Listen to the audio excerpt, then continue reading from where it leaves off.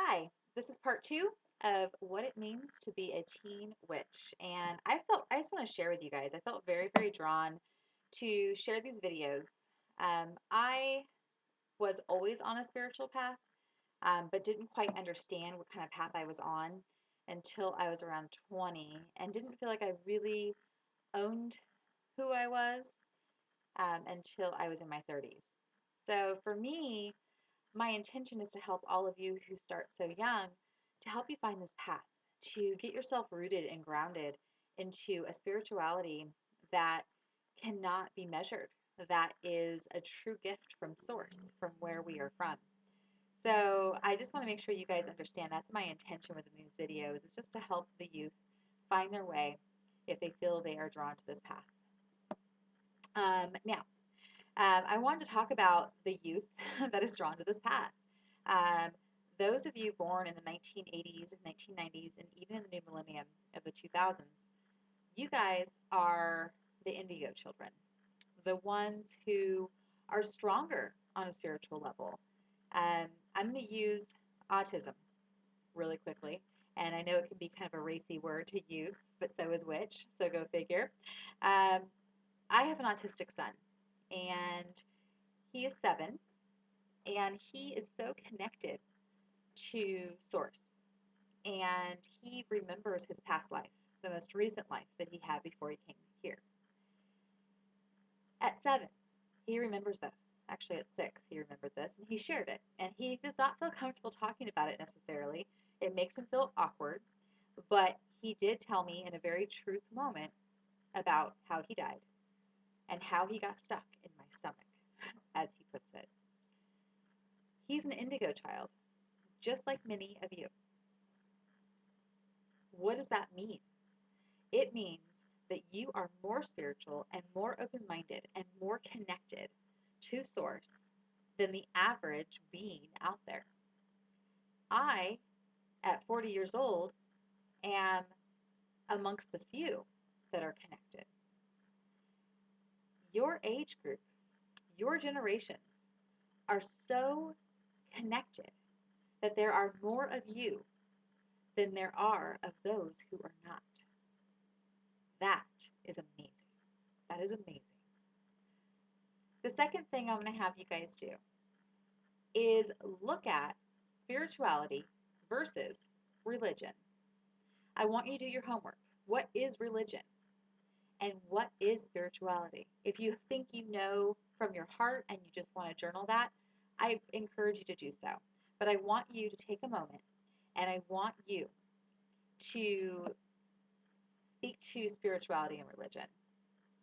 After you do that, I then want you to really think about why it is that you want to be on this path. You have written why. I want you to start analyzing it even deeper.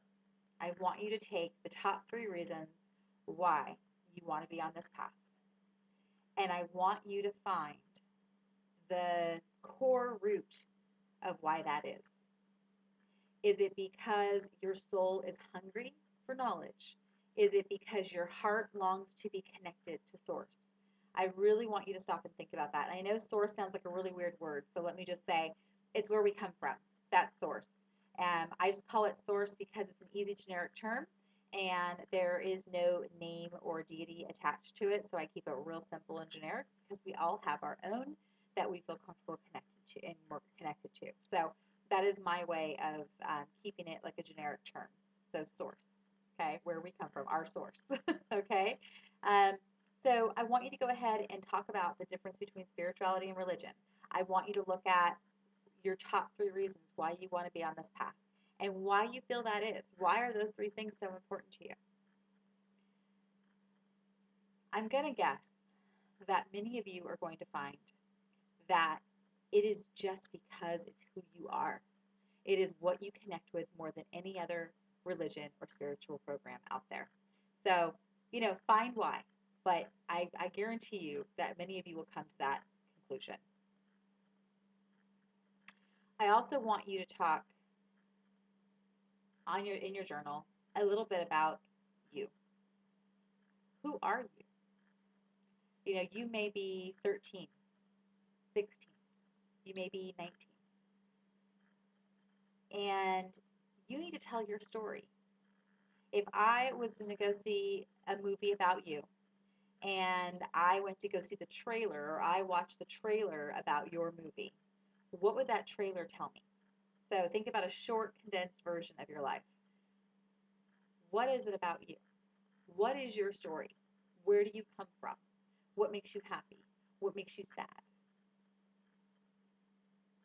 Your story is an important piece to you being a strong nature path dweller. If you want to create magic, you have to have balance in mind, body, and spirit. That is the key to any great witch. So you have a few things to take care of. I want you to write these things in your magical journal, and let me just go over the things you're going to write about again.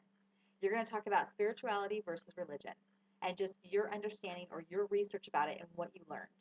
You are then going to go back to that very first section that I had you write about, and you're going to look deeper, the top 3 reasons why you want to be on this path and why you think that is. And then lastly, you're going to write your story. Your story could be 10 pages long, it could be 2 pages long. I want you to just feel comfortable and share your life on paper. That is your job, my friends. This is part 2 of how to become a teen witch. And you know what? We're doing it with integrity and we're doing it the right way. We're starting from the inside and working our way out. Trust me as I take you on this journey. All you beautiful witches, have a beautiful day. Blessed be.